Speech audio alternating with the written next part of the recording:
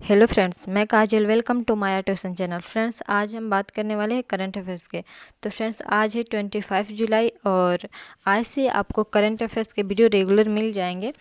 Friends, कुछ problem आ गए थे जिसके कारण मैं आपको वीडियो कल प्रोवाइड नहीं कर पाई, तो उसके लिए सॉरी।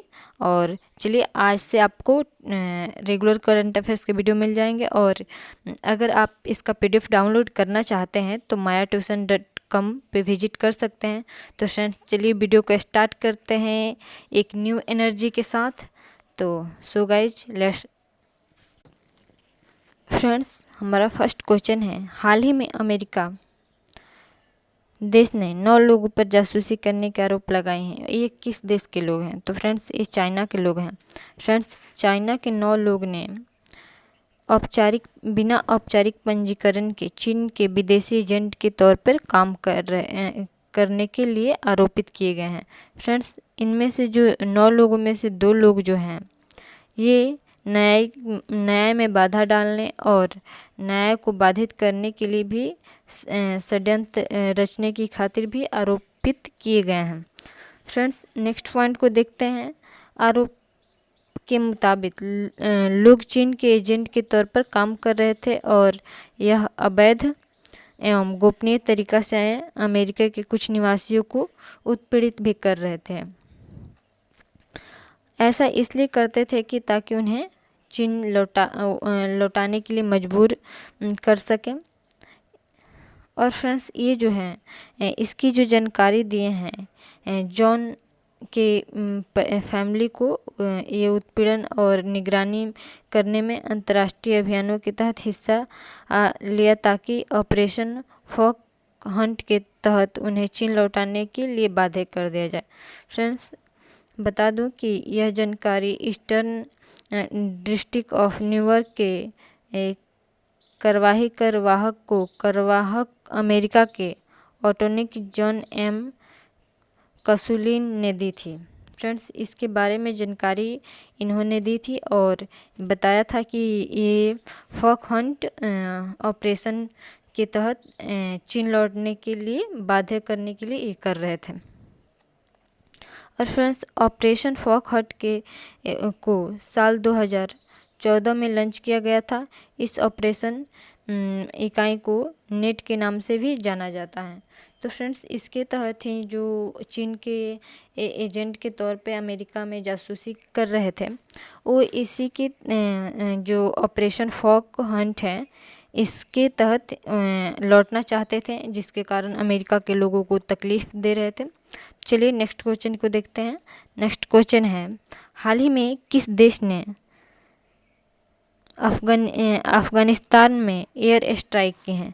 तो फ्रेंड्स, ये अमेरिका देश है जो कि अफ़गानिस्तान में जो तालिबान के आतंकवादी हैं, जो बहुत सारे एरिया पर कब्जा कर लिए हैं, उन्हीं के विरोध में अमेरिका ने जो अफ़गानी सिक्योरिटी फोर्स है, उनकी हेल्प कर रही हैं।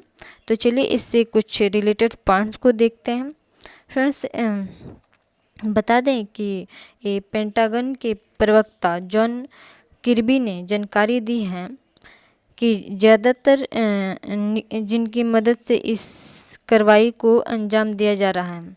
फ्रेंड्स, अमेरिका की मदद से इस कार्रवाई को अंजाम दिया जा रहा है और अफ़गानिस्तान में तालिबान को बढ़ता वर्चस्व को देखते हुए शुक्रवार को अमेरिका ने तालिबान के बढ़ते कदम को रोकने के लिए एयर स्ट्राइक किए हैं।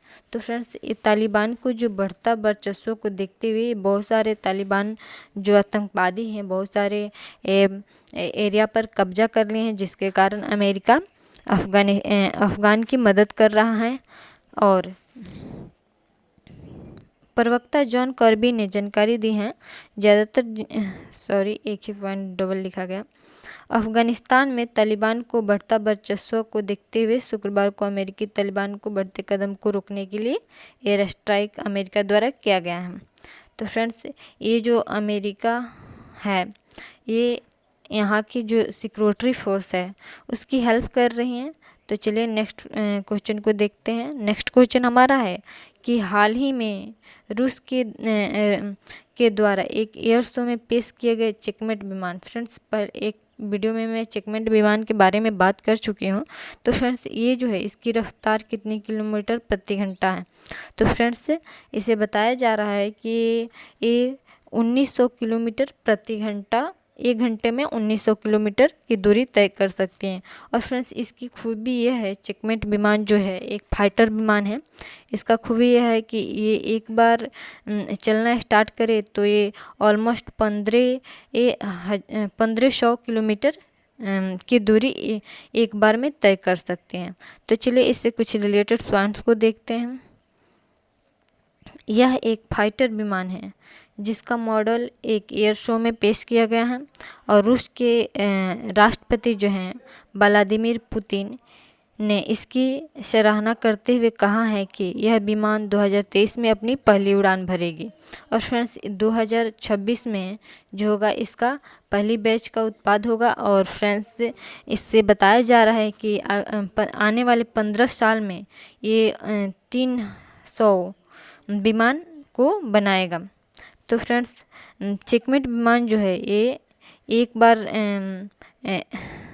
चेकमेट विमान 1500 किलोमीटर की यात्रा कर सकते हैं और जबकि इसकी अधिकतम स्पीड जो है ये 1180 किलोमीटर प्रति घंटा है, मील प्रति घंटा है फ्रेंड्स। और चेकमेट विमान अमेरिका के मौजूद F-35 को मुकाबला करेगा। अभी एक अमेरिका का विमान जो है ये लड़ाकू विमान F-35, ये बताया जा रहा है कि ये जो चेकमेट विमान होगा ये इसका मुकाबला कर सकता है। और इस विमान को यूनाइटेड एयर स्पेस कंपनी तैयार कर रही है जिसने मिग और सुखोई का डिज़ाइन तैयार किया था। फ्रेंड्स ये दो जो विमान हैं मिग और सुखोई, इसका भी यही company United aerospace company ही तैयार की थी। तो चलिए नेक्स्ट पॉइंट को देखते हैं, नेक्स्ट क्वेश्चन को देखते हैं। नेक्स्ट क्वेश्चन हमारा है, हाल ही में किस देश के कैरियर स्ट्राइक ग्रुप ने भारतीय नौसेना के साथ समुद्री अभ्यास शुरू किया है। तो फ्रेंड्स ये जो है ब्रिटेन देश है और यह हाल ही में भारत के साथ फ्रेंड्स भारतीय नौसेना के साथ समुद्री अभ्यास किया है। और ये समुद्री अभ्यास जो है ये बंगाल की खाड़ी में की जा रही है। और बताया जा रहा है कि जब शरद ऋतु के आगमन के समय ही जब ये सेना फिर हिंद महासागर में अभ्यास करेगी। चलिए इससे कुछ रिलेटेड पॉइंट्स को देखते हैं। ब्रिटेन की सरकार ने कहा कि विमान वाहक पुत HMS क्वीन एलिजाबेथ के नेतृत्व में ब्रिटेन के कैरियर स्ट्राइक ग्रुप CSG 2021 से 3 दिनों के अभ्यास के लिए बंगाल की खाड़ी में भारतीय नौसेना के साथ मिल गया है। फ्रेंड्स भारतीय नौसेना के साथ ये बंगाल की खाड़ी में 3 दिन अभ्यास करने वाली है। और भारतीय नौसेना और रॉयल नेवी के बीच समुद्री साझेदारी अभ्यास में दोनों नौसेनाएं पोत, वायु और समुद्र और उपसतही समुद्र संरचना के भी अभ्यास करेंगे। और फ्रेंड्स ब्रिटेन की सरकार ने कहा कि दोनों देशों के नौसेनाओं का अगला अभ्यास हिंद महासागर में शरद ऋतु में होगा। फ्रेंड्स इसका जो अगला अभ्यास है इस शरद ऋतु में हिंद महासागर में किया जाएगा। तो चलिए नेक्स्ट क्वेश्चन को देखते हैं। नेक्स्ट क्वेश्चन हमारा है, टोक्यो ओलंपिक में कितने मेडल इवेंट्स में भारत भाग ले रहा है। तो फ्रेंड्स टोक्यो जो ओलंपिक हो रहा है फ्रेंड्स ये 23 जुलाई से स्टार्ट हुआ है और इसमें जो भारत भाग ले रहा है टोटल मेडल इवेंट्स में, तो 85 मेडल इवेंट्स में भारत भाग लेगा। तो चलिए इससे कुछ रिलेटेड पॉइंट्स को देखते हैं।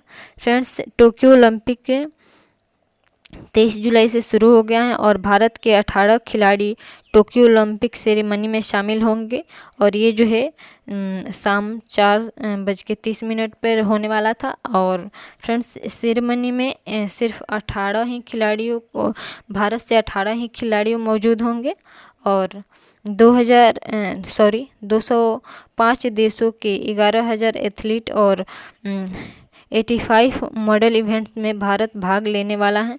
फ्रेंड्स, इतना देश इस टोक्यो ओलंपिक में 205 देश शामिल होने वाले हैं और 11,000 एथलीट्स हैं। और जो टोटल इवेंट्स में भारत शामिल होगा वो 85 है। और फ्रेंड्स, बता दो कि ये कल जो है, चलिए नेक्स्ट क्वेश्चन को देखते हैं। इससे ही रिलेटेड क्वेश्चन है, टोक्यो ओलंपिक में वेट लिफ्टिंग में सिल्वर मेडल किस देश को मिला है? तो फ्रेंड्स, ये भारत को मिला है सिल्वर मेडल। फ्रेंड्स, चलिए इसके पॉइंट्स को देखते हैं। भारतीय वेट लिफ्टिंग में मीराबाई चानू। फ्रेंड्स, ये मीराबाई चानू ने शनिवार को टोक्यो ओलंपिक में भारत को पहला मेडल दिला दिए हैं। फ्रेंड्स, ये इनको सिल्वर मेडल मिला है मीराबाई चानू को। फ्रेंड्स, ये एक वेट लिफ्टिंग में भाग ली थी जिसमें इनको सिल्वर मेडल मिला है। इन्होंने वेट लिफ्टिंग में सिल्वर मेडल पाया है। और मीराबाई चानू ने 49 किलोग्राम वर्ग में सिल्वर मेडल जीता है। फ्रेंड्स, इनका जो था वेट उठाने का, तो ये 49 किलोग्राम वर्ग था। और भारत ने इससे पहले सिडनी ओलंपिक में 2000 में वेट लिफ्टिंग में पदक जीता था। और ये पदक कर्णम मल्लेश्वरी जीती थी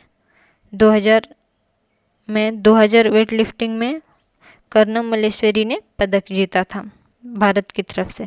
तो चलिए नेक्स्ट क्वेश्चन को देखते हैं। नेक्स्ट क्वेश्चन हमारा है, हाल ही में किस राज्य में सैनिक स्कूल की आधारशिला दी गई है? तो फ्रेंड्स, ये सैनिक स्कूल की आधारशिला जो है ये उत्तर प्रदेश के गोरखपुर में दिया गया है। फ्रेंड्स, ये 5वां सैनिक स्कूल खोला जा रहा है, जो कि बताया जा रहा है कि 6 से लेकर 12 तक के स्टूडेंट इसमें पढ़ेंगे। और इसमें गर्ल और बॉय दोनों ही पढ़ेंगे।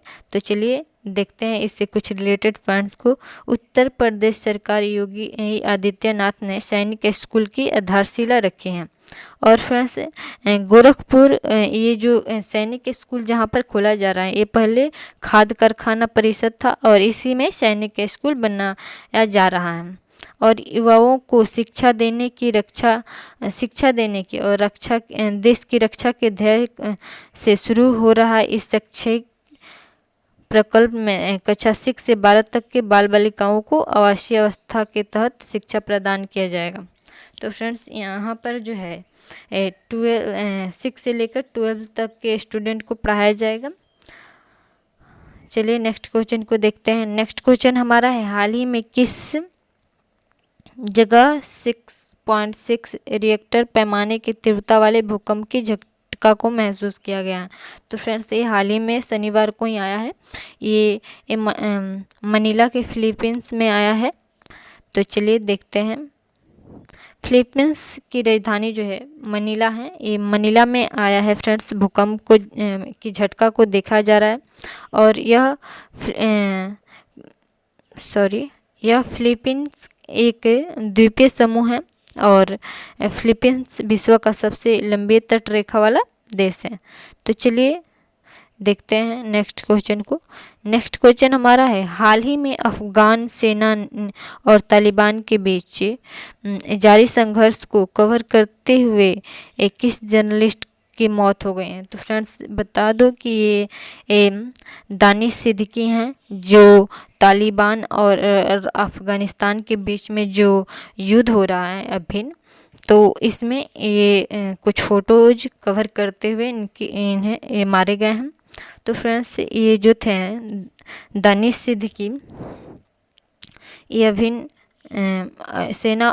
अफ़गान सेना और तालिबान सेना के बीच के में ये फ़ोटोज कुछ कवर कर रहे थे, जिसके कारण ये इनकी मौत हो गई उसी समय। पुलित्ज़र पुरस्कार विजेता भारतीय फोटो जर्नलिस्ट दानिश सिद्दीकी शुक्रवार को अफ़गान सेना और तालिबान के बीच हुए संघर्ष को कवर करते हुए मारे गए। और दानिश सिद्दीकी भारत में अंतर्राष्ट्रीय समाचार एजेंसी रॉयटर्स के चीफ फोटोग्राफर थे। और दानिश सिद्दीकी जो थे 2010 से इस अंतर्राष्ट्रीय समाचार एजेंसी के लिए काम कर रहे थे और इस दौरान इन्होंने अफ़गानिस्तान और इराक युद्ध के अलावा मतलब ये अफ़गानिस्तान इराक में जो युद्ध हो रहा है उसके अलावा रोहिंग्या संकट, हांगकांग के प्रदर्शन और नेपाल के भूकंप को भी कवर किया था। तो फ्रेंड्स इसे ध्यान में रखिएगा। एक जर्नलिस्ट को जो इंडिया के जर्नलिस्ट थे अंतर्राष्ट्रीय फोटोग्राफर, उनकी मौत हो गई है। हाल ही में हमारा नेक्स्ट क्वेश्चन है, हाल ही में किस राज्य के जंगल में पाषाण युग की रॉक पेंटिंग जो आग की खोज से पहले की हैं?